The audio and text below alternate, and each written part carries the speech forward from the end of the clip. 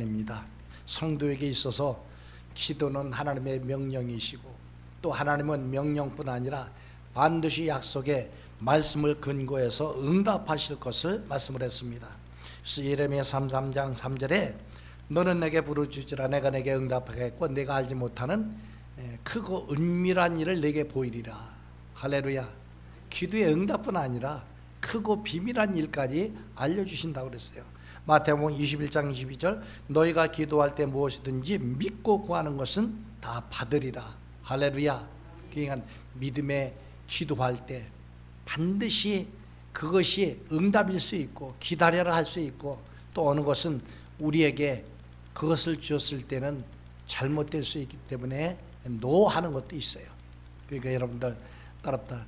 예스 기다려라 아니다 노 이것도 다 응답인 거예요. 그 대신 합력의 선을 이루게 하시고 크고 비밀하고 은밀한 일들을 우리에게 보여주시는 것입니다. 자, 오늘은 이 기도의 명령과 응답 두 번째 시간. 그렇다면 이제 왜 우리가 그렇게 기도를 해도 응답을 받지 못하는가에 대해서 우리가 알아야 됩니다. 자, 하나님은 우리의 기도에 응답하실 것을 약속하셨지만 약속에도 불구하고 응답받지 못할 때가 있습니다. 그것은 정욕으로 쓰려고 잘못 구하면 응답받지 못합니다. 야고보서 4장 2절 3절 너희는 욕심을 내어도 얻지 못하여 살인하며 시기하여도 능히 취하지 못함으로 다투고 싸우는도다. 너희가 얻지 못함은 구하지 아니하기 때문이요 구하여도 받지 못함은 정욕으로 쓰려고 잘못 구하기 때문이라. 하나님의 뜻을 저버리고 하나님의 그 마음을 살피지 않고 오직 내 육신의 종교 안목의 종교 세상의 자랑 이런 것을 구하면 결코 하나님은 응답하시지 않는다고 말씀을 하신 것입니다. 그 다음 하나님의 말씀 즉 율법을 듣고 돌이키지 않으면 응답을 받지 못한다고 그랬어요. 잠언서 28장 9절입니다. 사람이 귀를 돌려 율법을 듣지 아니하면 그의 기도도 가증하니라. 가증하다는 건 뭐예요? 혐오하다, 미워하다, 싫어한다는 거예요. 즉 귀를 들이켜 하나님의 말씀을 듣지 않고 기도하는 것을 하나님께서는 혐오스럽게 여기시고 결코 응답하지 않는다는 거예요. 오늘날 참 심각한 문제가 뭐냐, 한국 기독교계에도 너무 은혜 예수님 은혜만 계속 강조하려고 그러고 이미 예수님이 오심으로 뭐 율법은 다 이제 완성하셨다, 율법을 폐하셨다. 그런데 그것은 한 구절만 보기 때문에 그런 거예요. 우리 구약의 전체적인 맥락과 그리고 이 사복음서라든가 사도행전 또 갈라디아서 이런 것들을 쭉 연결하면은 이 시대에도 결코 하나님의 말씀이 1.1획도 없어진 것이 아닌 거예요. 하나님의 말씀을 가감으로 하면 안 되는 거예요. 그래서 율법을 듣고도 말씀을 듣고도 복음을 듣고도 돌이키지 않으면 응답을 받지 못한다 그랬어요. 그 다음 형제를 용서하지 않고 기도하면 응답을 받지 못한다 그랬어요. 어떤 주인에게 1만 달란트 빚진 종이 있었어요. 1만 달란트는 오늘날 약 6조 원에 달하는 거액인 거예요. 어느 날 주인이 그 종을 불러서 그 빚을 다 탕감을 했어요. 왜? 그가 더 이상 갚을 수가 없어요. 그 능력이 없기 때문에 탕감을 해준 거예요. 그래서 불쌍히 여겨서 그 빚을 탕감해 준 거예요. 그 종은 가던 길에 이제 탕감을 받고 가던 길에 자기에게 100데나리온 빚진 동료를 만납니다. 마태복음 18장 28절에서 30절 그 종이 나가서 자기에게 100데나리온 빚진 동료 한 사람을 만나 붙들어 목을 잡고 이르되 빚을 갚으라 하매 그 동료가 엎드려 간구하여 이르되 나에게 참아 주소서 갚으리이다 하되 허락하지 아니하고 이에 가서 그가 빚을 갚도록 옥에 가두거늘 자기는 1만 달란트 요즘 금액으로 한 사람에는 약 6조 원이래. 근데 자기에게 빚진 자가 1,000만 원 정도 빚을 졌어. 근데 그것을 안 갚는다고 옥에다 가둬. 그러니까 고소 고발을 해가지고 감옥에 가둬버리고 그걸 갚을 때까지 안 내보낸다는 거예요. 참 이것에 비하면 작은 거예요. 그런데 이 종은 어떻게 이러한 동료를 옥에 가두는 것은 결코 거듭난 자의 삶이 아니다. 하나님의 자녀로서 할 도리가 아니다. 그 말씀인 거예요. 그래서 주인은 이 사실을 알고 그 사람에게 어떻게 했는가. 마태복음 18장 32절로 34절 이에 주인이 그를 불러다가 말하되 악한 종아 내가 빌기에 내가 내 빚을 전부 탕감하여 주었거늘 내가 너를 불쌍히 여김과 같이 너도 내 동료를 불쌍히 여김이 마땅하지 아니하냐 하고 주인이 노하여 그 빚을 다 갚도록 그를 옥졸들에게 넘기니라. 주인은 1만 달란트 빚진 종을 불러서 탕감해 주었던 그 빚을 다 갚도록 했어요. 그리고 결국은 옥에다 가뒀다는 거예요. 나는 어느 문자가 왔어요. 이제 그 하나의 그 무슨 뭐 문서가 하나 이렇게 카톡으로 왔더라고요. 모든 고소 고발 취하.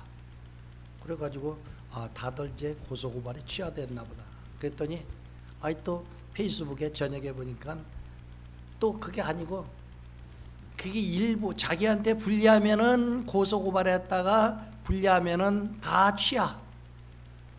그리고 어떤 자기에게 불리한 것 없이 그 유리한 듯하면 끝까지 해서 뭐 월급을 차압한다, 연금을 차압한다, 재산을 차압한다. 그래서 법원을 통해서 그 재산 목록에 대한 것을 표시를 하라. 내가 그걸 보고 처음에 첫 번째 보내온 그걸 보고는 이제 옛날에 자기가 말한 것을 생각해서 다 또 이제 푸는 거냐, 합의를 하고 그러려면 뭐냐. 거의 나중에 또 온 걸 보니까 아직도 또 다른 쪽엔 그러고 있는 거예요. 제발 좀 이 빚진 자 마태복음 18장 이것 좀 공부 좀 하면서 정말 이 말씀이 나에게 어떻게 내 양심을 두들기고 있는가 이런 것들을 점검하는 시간이 됐으면 좋겠습니다. 자, 이 비유를 마치면서 예수님은 이렇게 말씀을 하신 거예요. 마태복음 18장 35절 시작. 너희가 각각 마음으로부터 형제를 용서하지 아니하면 나의 하늘 아버지께서도 너희에게 이와 같이 하시리라. 1만 달란트는 하나님께서 그리스도의 피값으로 사하여 주신 우리의 죄를 의미하는 것이고 100 데나리온은 형제가 우리에게 지은 죄를 의미하는 거예요. 자, 하나님의 은혜로 죄 사함 받은 우리가 우리에게 죄 지은 형제를 용서하지 못한다면 어떻게 우리가 예수님을 믿고 하나님을 섬긴다고 하겠습니까? 자, 하나님이 용서하신 죄를 처벌할 것이라는 뜻인 거예요.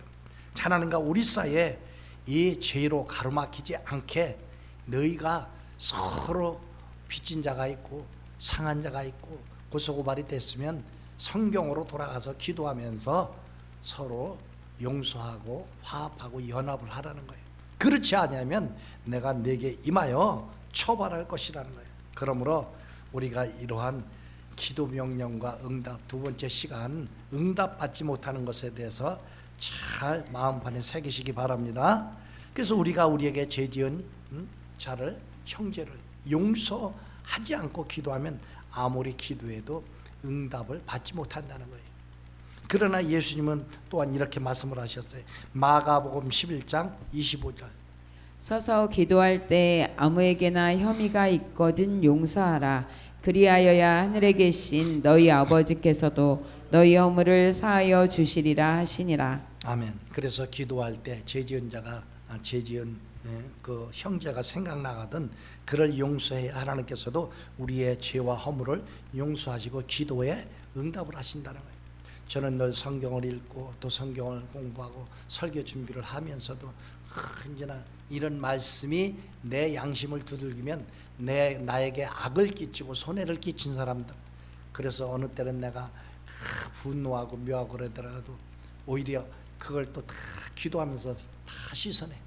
그리고 내가 먼저 전화를 하고 만나고 오히려 그런 것들이 어떻게 나중에 보면 나에게 큰 하나님의 은혜로 임하는 것을 봐요. 저도 그런 일들을 많이 겪었어요. 제가 신학교 가기 전에 사업을 하는데 이제 알바생을 썼어. 근데 알바생을 썼는데 그런 것은 사실은 내가 직접 다니거나 아니면 정말 믿을 만한 그런 사람한테 맡기는데 어떻든 맡겼더니 이제 수금을 해오는 거예요. 그걸 해가지고 날라버렸어. 근데 걔가 대학생이었어요. 그래서 기도해서 하나님 앞에 이 앞으로 미래가 참 많이 남은 젊은이인데 이걸 내가 고소 고발을 하면 저에게는 하나의 딱지가 붙는데 빨간 줄이 그어지는데, 그래서 전화를 해도 안 받아. 문자를 남겼어. 내가 딱 3일간 기회를 주겠다.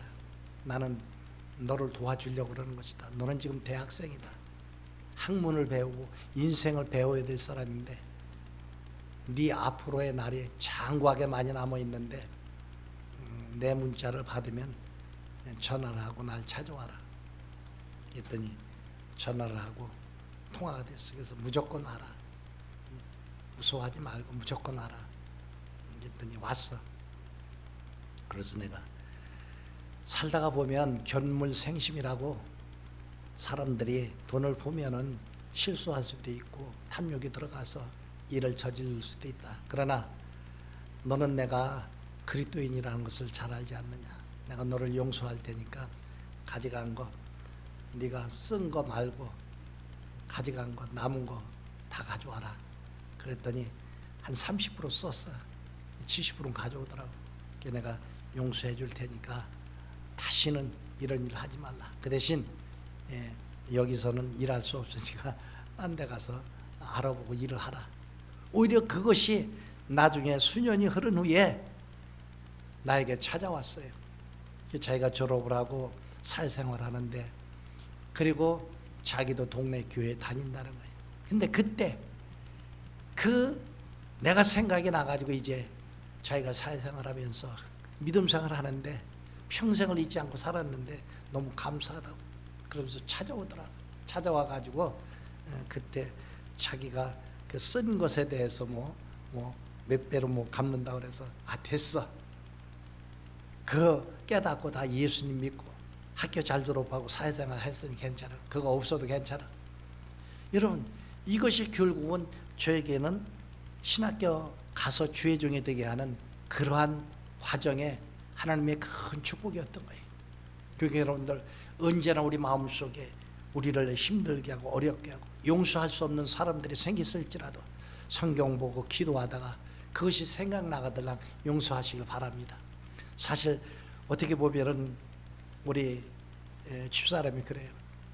당신은 손해를 보면서도 또 용서하고 또 만나고 그런다는 거예요. 그래. 그럼 어떻게 해? 만나야지. 만나서 풀고 해결해 줘야지. 그렇게 살아가는 게 인생인 거예요. 좀 뭔가 우리가 속아줄 줄도 알고 넘어갈 줄도 알고 또 용서할 줄도 알고, 할렐루야. 그러나 전문적인 사기꾼들한테는 절대로 넘어가지 마시기를 바랍니다. 자, 그래서 마가복음 11장 25절에도 서서 기도할 때 아무에게나 혐의가 있거든 용서하라. 그리하여야 하늘에 계신 너희 아버지께서도 너희 허물을 사하여 주시리라. 기도할 때 우리에게 죄 지은 자, 잘못한 자, 미움과 증오가 있는 사람이 있으면 용서하라.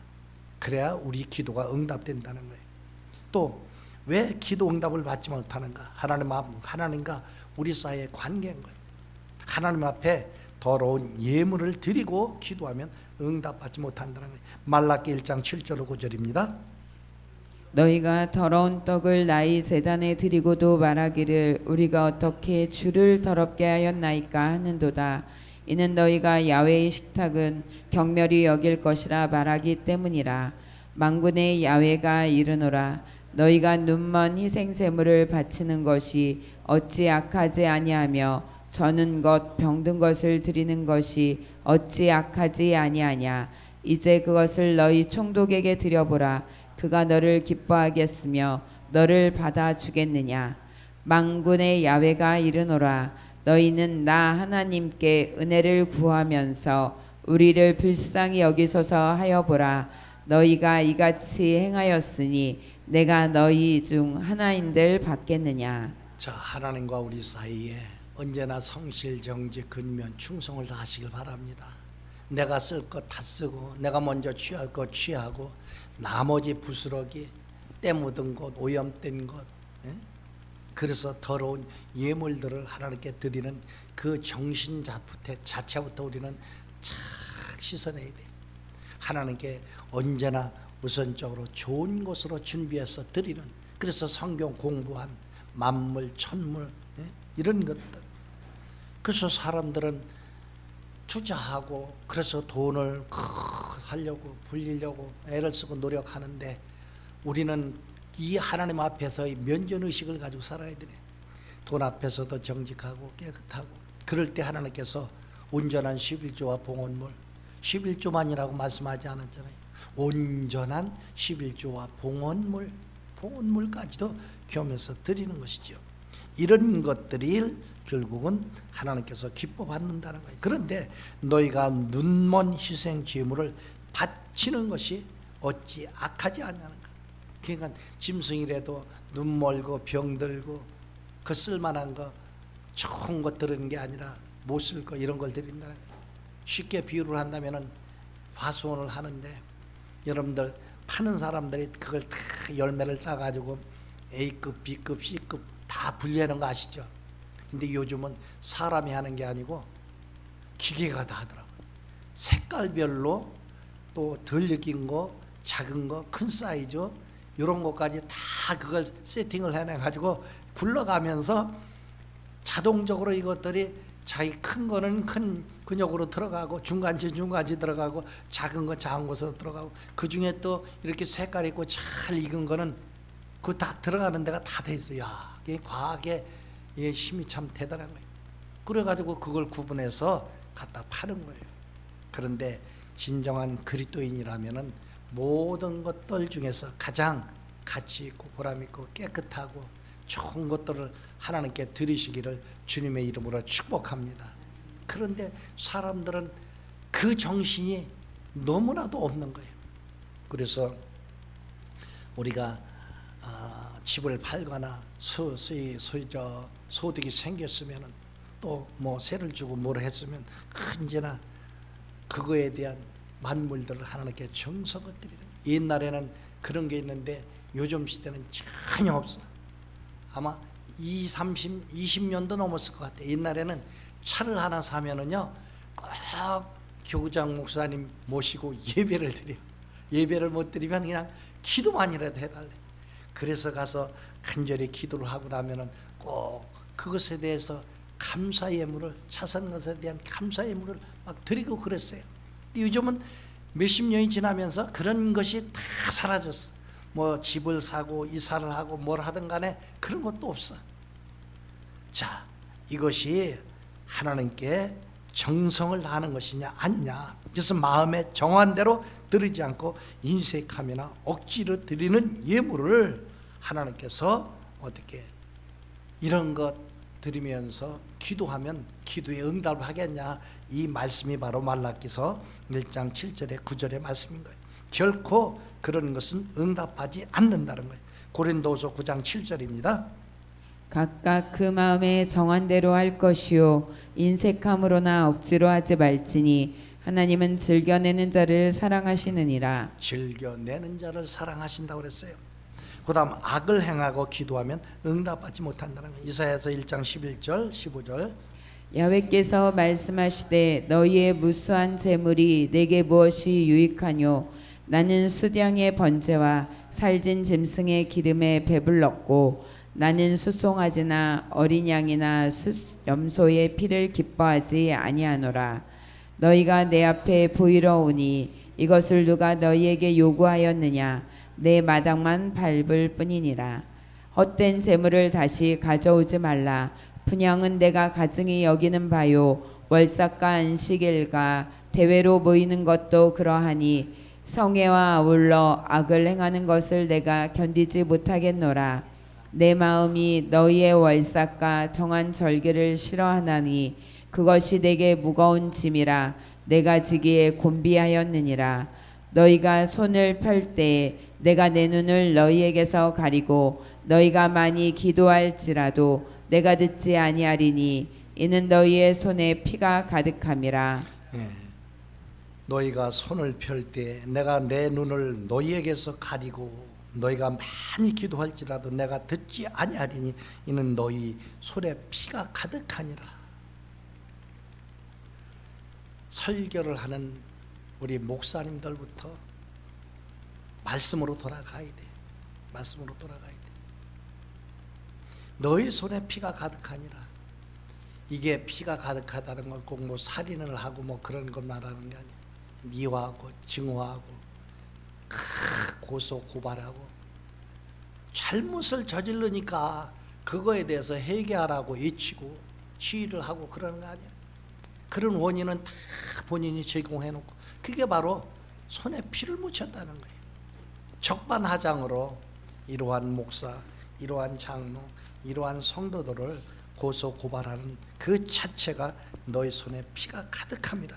우리가 손을 펴고 하나님께 도우심을 구해도 하나님이 눈을 가린다는 거예요. 눈을 그냥 감는다는 거예요. 안 본다는 거예요.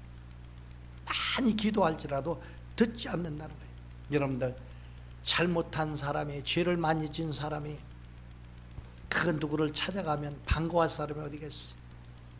옛날에 조인계 목사님 모시고 있을 때인데 이제 우리가 다 만나러 들어가면은 시간대별로 들어가잖아요. 근데 이 약속을 비서실에서 안 잡아주니까는 딱 대기하고 있다가 우리가 들어가면은 살짝 따라 들어오는 사람이 있었어요 정말. 이거는 딱 들어가자마자 알잖아요. 저 사람은 내가 면담 요청을 해도 허락을 안 했는데 저 왜 들어와?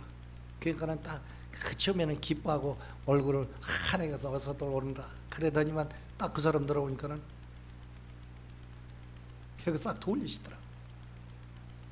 그래가지고 왜 그러시나 했더니 그 사람이 온 거예요. 그러니 그걸 우리가 나가라고 할 수가 있어요. 그래서 이제 고참 목사님이 잠깐만 나가 있다 우리 끝나면 들어오시라고 저 앞에 서 있다. 그래서 우리 다 빨리 끝내고 결국은 들어갔어요. 근데 그때는 혼자 들어간 게 아니고 비서실장이 같이 들어가는 거예요. 왜? 그 마음에 이미 그 사람이 무슨 죄를 알고 악한 일을 한 걸 아는데 기뻐하겠냐. 그 모습을 보는데 이 말씀이 바로 하나님도 그렇다는 거예요. 그러니까 여러분들 우리가 이 세상을 살아갈 때 성경에 뭐라고 말씀을 했어요? 요한복음 13장에 보면은 너희가 서로 사랑하면 세상 모든 사람이 너희가 내 제자인 줄 알리라. 용서하고 사랑하는 것이 진정한 기도의 응답을 받는 것입니다. 그 다음 귀회중의 마음을 상하게 하면 응답받지 못하는 거예요. 근데 요거는 잘 해석할 테니까 잘 들으세요. 귀회중이 숨어서 악을 저지르고 죄를 저지르다가 다 들통이 났어. 그런데도 불구하고 그 귀회중을 마음을 상하게 하면 응답받지 못한다. 요거를 또 자기에게 유리하게 해석을 해가지고 나를 건드리고 나에 대해서 해코지하면은 하나님이 벌을 내리신다. 자손의 몇 대까지 뭐 저주를 하신다. 또 유리하게 들이대가지고 협박하는 사람이 있어요. 그런 것에 대해서는 절대 두려워하지도 마세요. 하나님은 그렇다고 해가지고 절대로 자손의 몇 대까지 저주하시는 게 아니에요. 다만 잘 들어보세요. 이제 민수기 16장에 보면은 고라와 다단과 아비람과 온이 당을 지어서 모세를 대적했어. 근데 모세가 하나님께 범죄했어요? 죄졌어요? 아니에요. 그러지 않았어요. 이때 모세는 이렇게 기도하는 거예요. 민수기 16장 30절. 만일 야훼께서 세일을 행하사 땅이 입을 열어 이 사람들과 그들의 모든 소유물을 삼켜 산채로 수울에 빠지게 하시면 이 사람들이 과연 야훼를 멸시한 것인 줄을 너희가 알리라. 자, 이 고라와 다단과 아비람과 온이 당을 지어서 모세를 대적했다는 건 하나님의 사명, 하나님의 일, 하나님의 말씀을 불순종하고 거역했다는 거예요. 왜? 모세는 하나님의 대면자, 하나님께 말씀 받아서 그걸 그대로 가르치고 선포하는 자였어요. 그래서 모세의 이 같은 기도에 하나님은 어떻게 응답하셨을까? 민수기 16장 31절 33절까지. 그가 이 모든 말을 마치자마자 그들이 섰던 땅바닥이 갈라지니라. 땅이 그 입을 열어 그들과 그들의 집과 고라에게 속한 모든 사람과 그들의 재물을 삼키매 그들과 그의 모든 재물이 산채로 수울에 빠지며 땅이 그 위에 덮이니 그들이 회중 가운데서 망하니라. 자, 하나님은 모세의 말대로 고라와 그에게 속한 모든 사람을 땅으로 삼켜 죽게 하심으로 모세를 대적한 일이 하나님을 멸시한 것을 지금 가르쳐 주시는 거예요. 그러나 오늘날 한국 기독교계, 세계 기독교계 참 무서울이 많지. 낯뜨거울 만큼 이 범죄, 죄를 짓는 사건들이 너무나도 많은 거예요.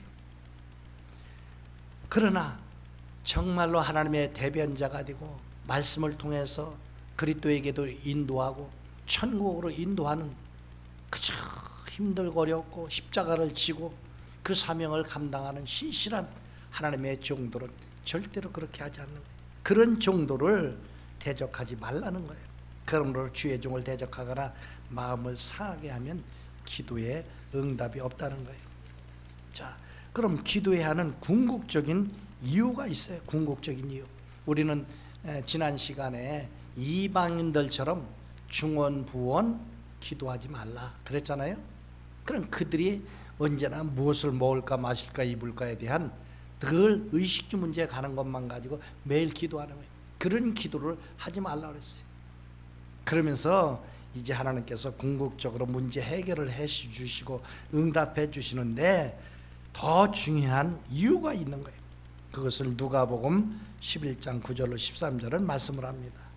내가 또 너희에게 이르노니 구하라 그러면 너희에게 주실 것이요 찾으라 그러면 찾아낼 것이요 문을 두드리라 그러면 너희에게 열릴 것이니 구하는 이마다 받을 것이요 찾는 이가 찾아낼 것이요 두드리는 이에게는 열릴 것이니라. 너희 중에 아버지 된 자로서 누가 아들이 생선을 달라 하는데 생선 대신에 뱀을 주며 알을 달라 하는데 전갈을 주겠느냐. 너희가 악할지라도 좋은 것을 자식에게 줄 줄 알거든 하물며 너희 하늘 아버지께서 구하는 자에게 성령을 주시지 않겠느냐 하시니라. 아멘. 누가복음 11장 오늘 우리가 읽은 9절로 13절에서 이 기도에 대해서 말씀을 하시는 거예요. 그러면서 비유를 들은 거예요. 악한 부모라도 자식에게는 좋은 것을 주려고 하지 않겠느냐. 예? 좋은 것을 주시지 않겠느냐. 그래서 아버지 된 자로서 누가 아들이 생선을 달라 하는데 생선 대신에 뱀을 주며 알을 달라 하는데 전갈을 주겠느냐. 여러분 전갈이 뭔지 아시죠? 사막지대에 가면 아주 독 있는 걸 말하는 거예요. 자, 그런데 하물며 너희 좋으신 하늘의 하나님께서 구하는 자에게 뭘 주시지 않겠느냐? 성령을 주시지 않겠느냐. 우리 예수 그리스도를 믿고 영의 사람, 믿음의 사람이 됐으면은 이제는 어떻게 성령의 능력이, 성령의 기름 부으심이, 성령의 충만함이 우리에게 임하면 주인이 바뀌는 거예요. 내 삶의 주인이 나였던 나가 이제는 하나님이 내 삶의 주권자가 되고 통치자가 되고 섭리하시고, 그래서 그 하나님에 대한 주인의식이 바뀌는 거예요. 그럼 우리는 뭐냐? 우리는 나는 자녀여 종입니다. 그 의식으로 살아가는 거예요. 청지기로 살아가는 거예요. 하나님께서 내 인생 나에게 맡겨주신 거예요. 가족, 자녀 하나님께서 우리에게 맡기신 거예요. 그러면 우리는 어떻게 최선을 다해서 잘 교육하고 보살피고 가르치고, 그래서 주님의 제자 만들고, 내 삶도 마찬가지고 나에게 주신 기회, 나에게 주신 달란트, 나에게 주신 재물, 건강 이런 것도 잘 관리해서 최상의 관리를 잘 이루어야 돼요. 따뜻한 최상의 관리를 잘 합시다. 그래야 하나님께서 성령을 통해서 우리가 영의 사람이 된다, 영에 속한다는 건 거룩한 삶을 살라는 거예요. 성령은 거룩한 삶을 살게 하는 거예요. 그런데 어떻게 예수를 믿고 구원받고 하나님의 종이 됐는데도 매일 하는 걸 보면 독사 일을, 독사는 뭐예요? 입에서 독이 나와서 물론 천적을 죽이는 데 사용하는 거죠.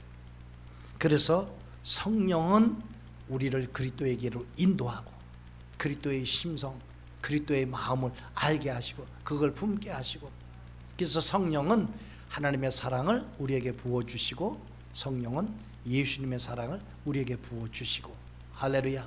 우리 영혼육 속에 마음과 감정과 의지 속에 그 쓴물, 미움, 증오 이런 것들을 다 쓸어내시고 은혜의 강물, 진리의 강물, 성령의 은혜의 강물이 흘러넘쳐서 우리를 자꾸 새롭게 만드시는 거예요.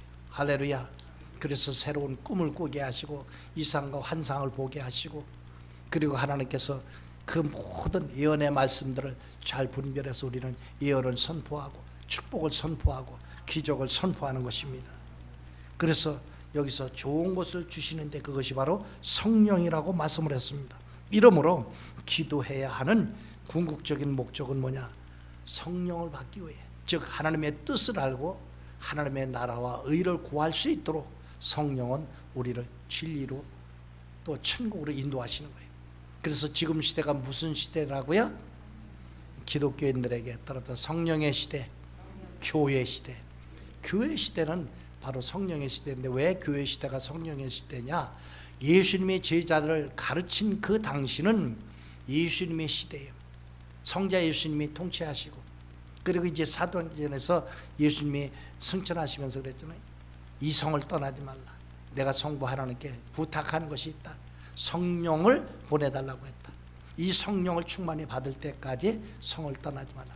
그래서 그들은 사도들의 가르침을 받아 집에서 떡을 떼고 또 교제하고 오로지 기도하기에 힘썼다. 그때 하늘문이 열려지고 성령이 불같이 임하고 바람같이 임하고, 할렐루야. 그래서 지금은 성령의 시대가 됐다. 그러니까는 성령의 사람들이 마음이 바뀌어져. 모든 것이 주인이 하나님이요, 성령이 우리의 보혜사가 되시고 예수님이 나의 목자가 되시고 구주가 되시는 거예요. 그러니까 그 어렵고 힘든 일들을 오직 사명 가지고 이루어가는 거예요. 사명 가지고.